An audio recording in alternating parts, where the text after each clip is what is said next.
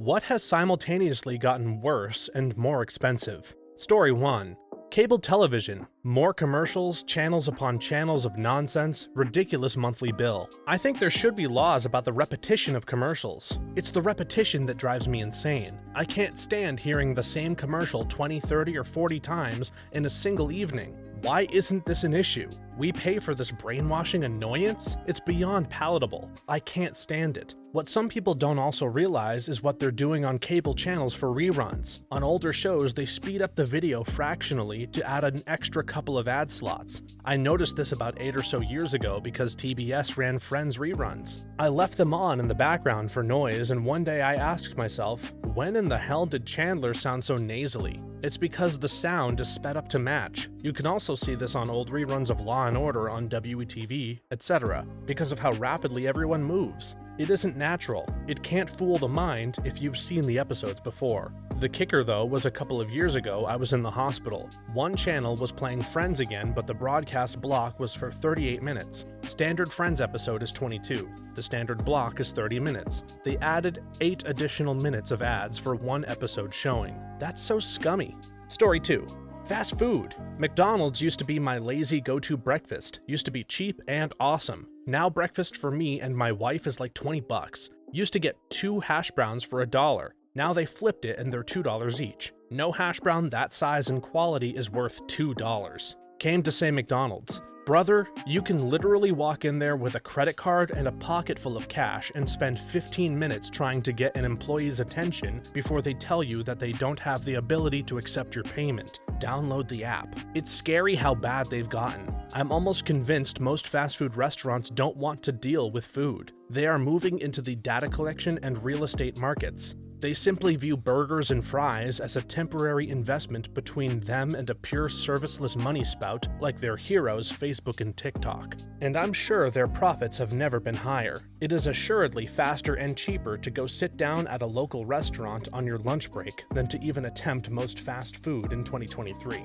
Not even fast anymore. I remember when McD's cooked the hamburgers in anticipation of orders. You would order your food and pay, and the cashier would turn around and put your items in a bag right then and there. You could be out in 60 seconds. Fast food just doesn't hit like it used to.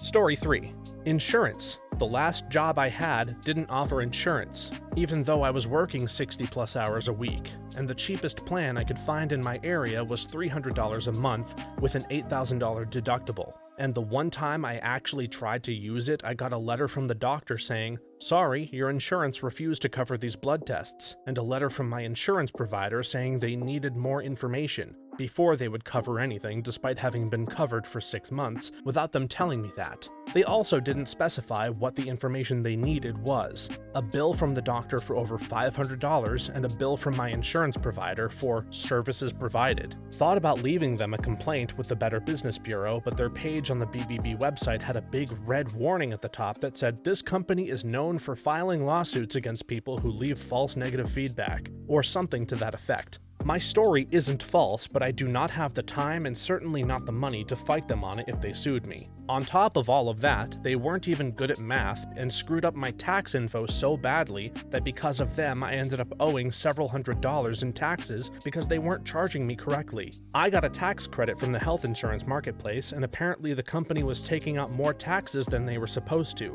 So I don't know how the hell it was still that expensive unless they were just pocketing the difference and passing along the tax trouble to me. I remember about 13 years ago, I was about 11, my insurance should have covered me for an urgent care visit and getting antibiotics when I was on vacation out of state. The insurance company denied us and argued that since I left my state I was not covered and that my family had to pay $300 to $350 for their very sick teen. Spoiler alert, the policy said they did not cover international travel. According to the contract, they should have covered across state lines. My mother, a nurse, reported them and had her hospital let her switch providers. My car insurance renews in a couple of days, and it is increasing to $256 a month. The last policy, which was exactly the same, was $200 a month. I'm actually driving less than I was, and I haven't had an accident since 2021. Even then, I hit the curb, and no one was hurt. It makes no sense for there to just be random-ass increases if I didn't even have to use my last contract, other than just needing to drive legally. I don't think I'll ever understand how insurance works. They should teach it in schools.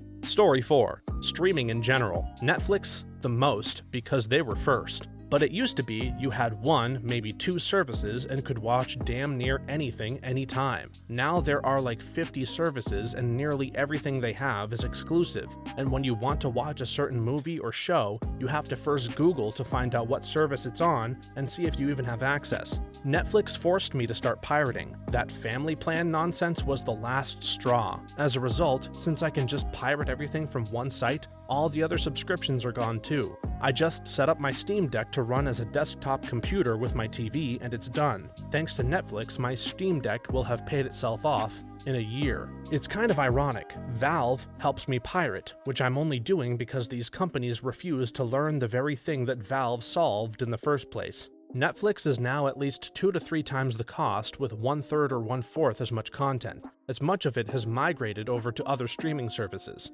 At some point, the incremental cost increases and seeing shows disappearing from my watch list made it a bad deal. The no password sharing was the nail in the coffin for me. Streaming has pretty much just turned into cable now.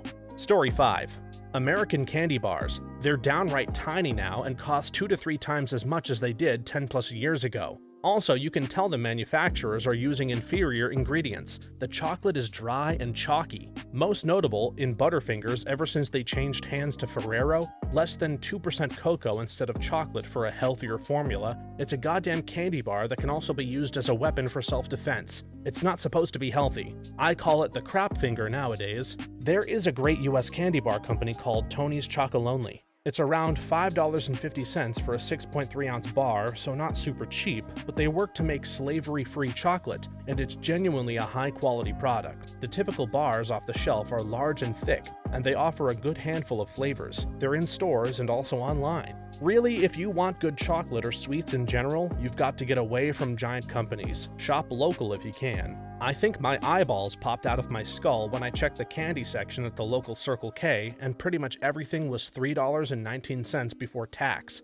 Completely unacceptable. Especially when I can go to the Dairy Queen across the street and get a Blizzard for just 75 cents more. It's still a ridiculous price, but at least the satisfaction of eating ice cream on a hot summer's day is worth it on occasion. Foreign candy is so much better than American candy. Story 6.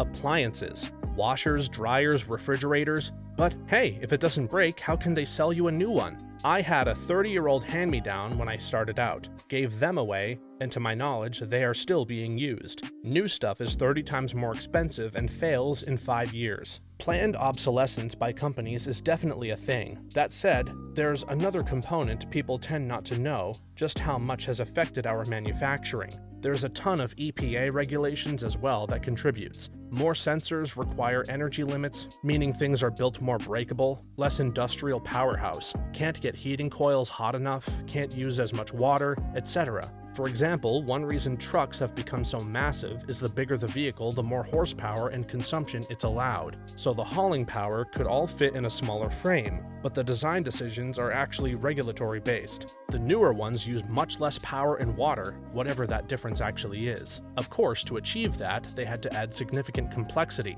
which increased the price and reduced longevity, reliability, and serviceability. My objection is I am not given the opportunity to choose whether I want that trade-off or not. To keep my somewhat new fridge from regularly icing over, I had to add an additional heater to it, so now it's using more power to add heat to the inside of the fridge because ice builds up, preventing it from working at all otherwise. Over-engineered products usually do suck. Story 7. Hot Pockets. They used to be pretty good, even cooked in a microwave. Now they're made with worse quality bread, barely have half as much meat, don't cook well, and they cost about 50% more. All this in just 5-ish years. I'm so glad you said this. I bought Hot Pockets a few weeks back, accidentally overcooked one, and it completely split in half. I couldn't believe how little stuffing was in it. It was my first time buying Hot Pockets in like 5 years, so I wasn't sure if I just remembered them being better, or if they've actually degraded that much in quality. A lot of microwaved food I used to eat in my younger years tastes like crap now. I loved those chicken Alfredo things that you take out of the freezer and nuke for 2 minutes, stir it and eat. They were so good, one of my favorites. I tried one for the first time in years a few years ago, and they just suck now. I don't know if my taste buds have changed or if the formula changed, but I swear the quality is down. Same thing with the Nesquik chocolate milk. I remember it having a nice rich chocolatey taste. Now it tastes chalky. It could just be taste buds maturing. A lot of food I liked as a kid doesn't taste as good to me now anymore, even though it tastes pretty much the same. Story 8. Vegetables. They used to be relatively inexpensive, but would last 3 days or more. Now if you buy them, they look like crap and have to be cooked or consumed almost immediately as they wilt or rot quickly. The larger chains are taking a page out of some minority-owned groceries that buy less expensive last-leg veggies with the understanding that they will be sold cheaply and eaten quickly. The difference? Larger chains aren't passing these lower costs on and are increasing prices as well. I'm finding myself at ethnic markets more often because if the quality is the same, at least the prices are lower. I'm gonna get grief for this, but unless I'm planning on eating it raw, I buy frozen fruits and veggies. Peas, beans, cauliflower, and broccoli are all fine frozen if I'm gonna cook them. Frozen raspberries for a raspberry sauce or smoothies, or to make homemade jam are amazing and a great deal for frozen. And they're often frozen right after they've been picked at their freshest and best stage. The issue with freezing comes from the fact that freezing fruits and veggies can cause the moisture in them to freeze, expand, and destroy their cells. So fruits and veggies with higher water content like raspberries don't hold up well for everything. Broccoli, carrots, Brussels sprouts, and other hard veggies freeze and thaw just fine, and they often taste better than the fresh ones I bought at the store that day. Cheaper too. Nah, I can't stand most frozen vegetables. Peas are fine though. Story 9.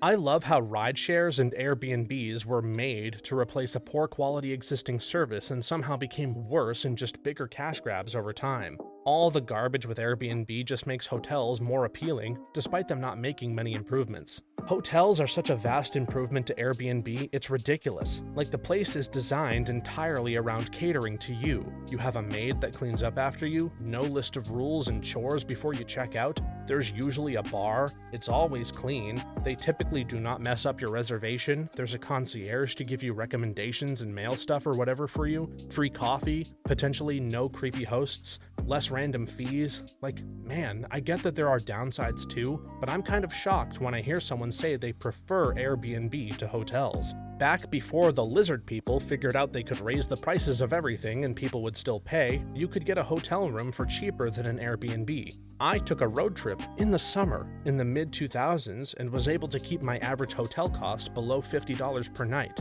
It'd probably be like $150 these days. Obviously, coastal and built-up areas were more expensive, and I wasn't staying anywhere fancy or with desirable location, but hotels used to be reasonable. We are in a state of war now. Everything is expensive and terrible, and our whole society is chronically dysfunctional. The difference is that this war wasn't brought on us by a single foreign state-level adversary, but by a financial elite of a few 100,000 people. They are banking on us being unable to find them. I just feel like I live in a completely different world when it comes to Airbnb. I stay in hotels for my freelance work. When I'm on contract, I'm often living out of hotels full-time. And when I vacation, I always do Airbnb. Hotels don't do daily maid service anymore. If you want more than weekly service, you have to specifically request it 24 hours in advance. And some hotels are even charging extra for it now. And these aren't the budget rate hotels. These are the name brand AAA 2-diamond hotels. That's my minimum quality hotel in my rider. Half the bars and coffee shops in hotels are still closed for COVID, i.e. they just decided it wasn't worth reopening. The concierge doesn't give a crap if you aren't trying to book one of the 5 places that the hotel is specifically being paid to push. The free coffee has been replaced by a Keurig in your room, and then at the end of the day, you leave the hotel and you're stuck in some soulless commercial area. Meanwhile, when I'm on vacation, I can rent a 3-bedroom Spanish villa upstairs from a local coffee shop, 2 blocks from the train.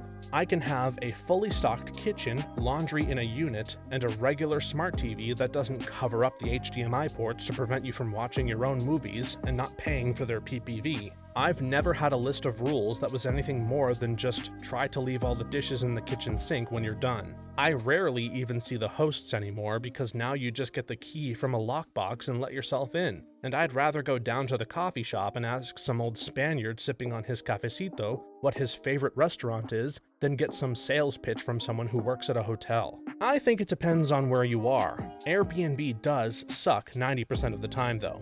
Story 10. Disney parks. Genie Plus's implementation has been awful, and I'm not even in the camp of being upset that fast passes have to be purchased now. That's how literally every other theme park is, but the system itself is stupid. At any other park, you pay for the fast pass and you enter through that quick line. Maybe only once per ride, that's it, no BS. Plus they cap the sales. Genie Plus, you purchase it, then you have to book a return time for one attraction, then can't book another return time until you've done that first attraction, or wait 2 hours. The most popular attractions get booked up quickly and you won't be able to use them for everything you want most of the time. Because it's not super clear for most people, some will buy it in the middle of the day for one specific ride, not realizing they also have to book a return time, just to realize all the return times have been booked for the day. You shouldn't need a major tutorial on how to use a service when you're on vacation, nor have it be on your phone constantly to make it work. Yeah, it's the planning out of your day down to the hour part that's truly miserable. I get wanting to separate the regular rides from the premium rides with individual lightning lanes, but there should be a flat fee fast pass option for the regular rides without reservations, similar to Universal. Then, have 1 or 2 premium rides per park with the a la carte lightning lane option. Disney needs to stop making people book dining 6 months in advance, then wake up at 7 a.m. to get Genie Plus reservations, and then run around the park trying to perfectly time all those reservations. I'm not having a fun and carefree vacation if I'm constrained by a rigid schedule. I grew up and live near Disneyland, so going to downtown Disney has always been a pastime for me since I was a kid, and seeing the parking prices makes me want to scream. It went from 1 hour free and then paying a fee every hour after that, unless you get it validated, to 20 minutes free, and after that it's like $15 every 30 minutes until you hit the $66 max. Like, I get you can get your stuff validated and be done with it, but damn dude. Paying for parking is gross, especially when the facility charging owns the parking lot. Story 11.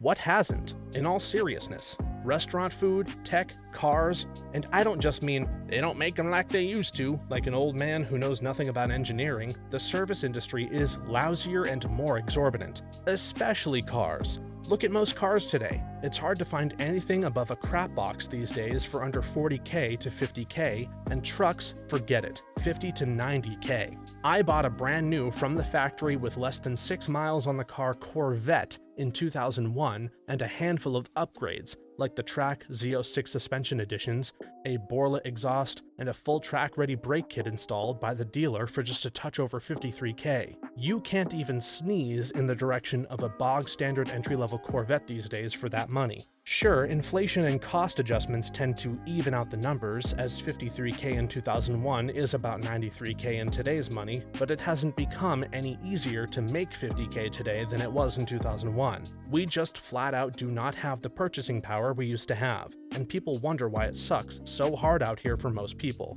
Even entry-level cars cost insane amounts now. It didn't used to be like this. Story 12. Health insurance. As a married father of 4, it is absolutely unaffordable. My family and I have had to go without for the last 10 years. There's no possible way for us to afford it. We do not have an extra $900 to $1,400 of income to spend on crappy healthcare. This is the bare bones plastic tier. My wife and I are not an even lower class, $85K a year. To further hammer in the point, it serves absolutely no function at all unless my family hits a reserve out of pocket of like $3,500 to $6,000. This is more than my entire family has even spent on healthcare needs in the last 5 to 10 years, and I'm supposed to hit this mark annually. Screw this. US healthcare is about to implode on itself unless this gets sorted out. Healthcare.gov only offers assistance if you work somewhere where it isn't offered. It wouldn't matter anyway because according to Uncle Sam, my wife and I make too much. Are you kidding me? We have 2 paid-for vehicles, share a living space with my sister and her family,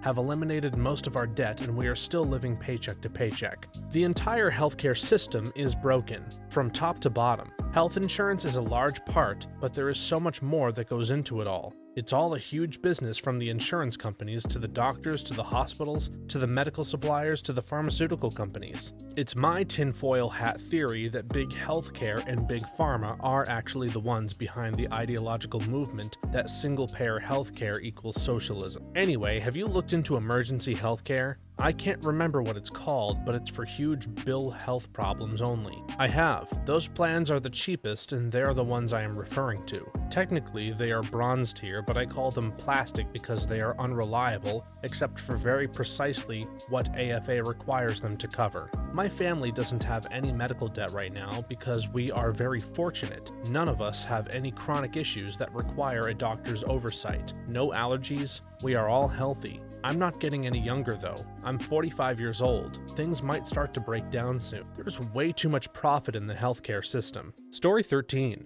There used to be this burger joint called Joe's Cable Car near me. Great place. I miss it so much. A few months before it closed down, I was there and the owner, Joe, was having a heated conversation with one of his suppliers on the phone. After he hung up, he looked over at me and just said, "Price goes up, quality goes down." It took me a while to realize that that wasn't an asshole supplier he was dealing with, just a fact of life. People like Joe can't tolerate that. That's why the truly great things never last. Only the mediocre things are able to endure long enough to degrade into the universally hated embodiment of entropy that the physical world allows for. It's the commodification of things. They lose their quality and uniqueness and become something to be pumped out at high volume and generally with reduced quality as prices slowly go up over time. I think, too, a lot in the world has changed. Let's say you own a burger joint. You make 10% profit year over year. Then you have investors come in. Investors want to see 10% this year, 11% next year, 12% next year, and on and on. They want the profit to go higher and higher and don't care about your future once they sell out. That's why restaurants start out great and then get crappier over the years because investors leech them for what they can, leave them for dead, and move on. If a single guy owned one store, he could live on the 10% profit. But if he gets married and has kids, now he has to support a wife and a kid, or 4 mouths instead of 1. So he too needs to change his business model. In addition to being damaging to the business, this attitude is what drives more financial fraud than anything else in public companies. Show an auditor a fast-growing, high-margin company that's starting to hit its upper limit of growth. That's a company that auditors will be watching very carefully for fraud signs because when the growth slows, shareholders lose money and thus management gets in trouble. This makes so much sense. Story 14. College education in the US. My dad paid off his school year with a summer job. I paid off 1 year with 5 years of work and gradual repayment with interest. There's the perspective that online learning is just as good, which can be a fair point to make sometimes, but with the price of education staying the same even for these online courses, a comparison is to be made. Will the teachers be as integrated with their students? What of an intimate classroom setting where you get to view the reactions of your peers and have a fluid conversation? I think it will depend on the class whether it can be done effectively, but I don't think it's worth $50,000 per year. Access to the same facilities, resources, etc. is definitely lacking with online learning. Education has also predominantly become a business, and for many institutions, this way of business has degraded the quality of education as dollars are stowed to pay the higher-ranked staff. I can't say more money isn't better, but there are diminishing returns. As an observer, the next couple of decades are going to be pretty fascinating for higher ed. There's no traditional bubble to be burst, a la housing, because it's much harder to wipe out student loans. It's going to be interesting to see whether traditional college becomes too expensive, except for the elite, or people are going to continue to take on more and more loans. I think it's likely we'll see a much higher instance of people doing 2 years at a community college and transferring those credits to complete a degree at a name-brand school, and increasingly stronger pushes to reduce tuition at those name-brand schools. There's no way colleges will be able to keep this up. It's getting ridiculous. Story 15. Clothes. Even a sweater from the Gap is like $70 now, even though the quality is about 10% better than Old Navy. God damn it, clothes retailers, settle down or I will go naked. I've gotten into sewing my own clothes. I know how that sounds. No, I'm not religious, nor do I live in a bunker. I thought the same thing, and I also wanted to merge different eras of clothing together with colors that I'm grooving currently. Consider investing in a sewing machine and buying thrifted older clothes. Upcycling second-handed jeans to fit you exactly gives you the quality feeling you're looking for. Thrift stores, they are amazing. Sure, they rely on people giving up your clothes, but as long as you donate your old clothes back to them, it's amazing. You'd be surprised how many amazing clothes of good quality you can find. The smaller, non-corporate owned ones I have better luck in, but I've had some good luck in my local Goodwill. Plus, around holidays, they run good sales, and some stores just have a random day where you can go through gallon tubs of clothes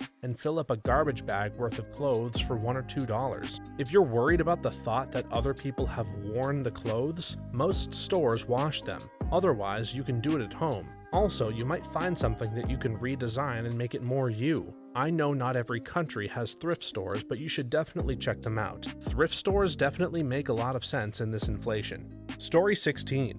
Buffalo Wild Wings. I don't know if it's just me, but their prices have gone up and the quality has gone down. Restaurants follow this pattern. Mid-high tier national franchise restaurants trends, Panera, Five Guys, Chipotle, Buffalo Wild Wings. It's the place to be, the food's good, and priced reasonable. Years pass, food is still good but slightly more expensive. Years pass, food had degraded noticeably in quality, but because of the established brand, they charge the same, if not raise prices slightly. People still go, but begin mumbling. Years pass, food is a shell of its former self at prices higher than ever before. No one eats there anymore, but they might scrap by because if they sell one meal, they paid rent. This is Panera Bread right now, and this has been their timeline. Chipotle used to be so good back when I first had it in 2010 and 2011. I remember talking to the manager about how everything works with their preparation and ingredients and was so impressed with this new option of a healthy, fast casual restaurant. I was legitimately floored and put it on par with my favorite Mexican restaurant down the road. I think a lot of it starts with their hiring practices. Before, you used to have people like I described that genuinely cared about the food, brand, and experience, and were selective as a result. Kinda similar to what Chick-fil-A does. Now you have a bunch of college kids that cycle in and out and can't get the flavors and cuts down. Surprisingly, McDonald's is still pretty good. Expensive though. Story 17. As a somewhat older person born in the late 60s, everything. Clothes fall apart and there are no classic styles anymore unless you want to pay out the nose. Christmas ornaments are just junk now. It's heartbreaking when I think about my teens and 20s. My first job and apartment I could rent with cash left over for concerts on the reg. It was awesome, and I am now wondering what's left. If I didn't have an aunt and mom who cared so much about me, I'd probably just give up the ghost. I've had my good years, and now trying to re-enter the employment market and try to adult again is disheartening. I could never afford an apartment on my own anymore, and I don't get along well with a lot of people. I value my privacy. It's a college world out there now, and with only a high school education and even with 15 years of admin experience, people pay absolute crap, and my work ethic has taken a deep dive because if I make things more efficient, they'll get rid of me and hire a part-timer rather than give me a raise or anything. It never used to be that way. Then again, there were no human resources departments back then. It was just a small personnel office. The name alone shows how companies think of their people. Just a resource. Be glad that you have that admin experience. As a graduate in aerospace engineering, I had to take a job cleaning toilets for less than minimum wage whilst permanently on call. Once I had 2 years of doing that, I was allegedly more employable. Of course, my knowledge becoming outdated and mostly forgotten was overlooked because I now had the eternally valuable experience that I clearly didn't have from years of volunteer work. As someone born in the 90s, this is depressing. I've seen it personally and I've seen it with my parents. Being from a middle-class family, we never struggled, and college felt like a must. Companies have never-ending revolving doors or a 3% raise a year to stay. I would like to buy a house, but the market is filled with baby boomers retiring and selling their inflated homes to millennials for more than we can afford. Story 18. Face razors. They had it perfected with the double-edged blades in a metal razor. Cheap and incredible shaves. Modern plastic disposable razors are worse on your skin, give a worse shave, and are grotesquely expensive. They are nothing more than monopolies controlling the availability and accessibility. When you go to the razor section at the store, you can only choose from their garbage. I give double-edged metal razors to men and women's loved ones as gifts, and universally their minds are blown realizing how much better and less expensive they are. To piggyback on this, just using a brush and shaving soap goes a long way in getting rid of razor burn and ingrown hairs. Safety razors, try several brands if you don't like the first one, are the best thing ever once you get used to spending 5 minutes more on your shave. I switched to electrics years ago because the hairs on my face grow in infinite directions, so with every normal razor I've tried, it's borderline impossible to not go against the grain and mess up my neck. And when I say it messes my neck up, it's because most of the hairs on my neck, regardless of the direction it's growing, comes in almost perpendicular to my skin, so the razor also tugs on the hair before it cuts it. I prefaced with that because it takes me well over 20 minutes of continuous and slow shaving motions with a fairly expensive electric razor. Beards come with their own challenges. Story 19. As someone shopping for a house, I have to say, homes. Not only has the real estate market been ridiculously inflated, especially in New York City, my residence, I'm finding that the actual quality of a lot of these homes is absolute crap. Due to the ability to find and source cheap materials and labor, developers are able to make huge profits off of high prices and low costs. It's making me really rethink if I want to buy a house, or just use all that money to aggressively invest. It's not just New York City, or cities in general. I live in a rural town about an hour from the nearest 100K plus city, and home prices are ridiculous compared to local wages. Most of the homes around here are bought cash only because banks won't even finance them due to the general condition. Roofs, 20 plus years old, shoddy wiring, etc., without spending a fortune on repairs. For something the banks will look at, with 3 plus bedrooms and 1,500 square feet or so, you're looking at $250,000 plus,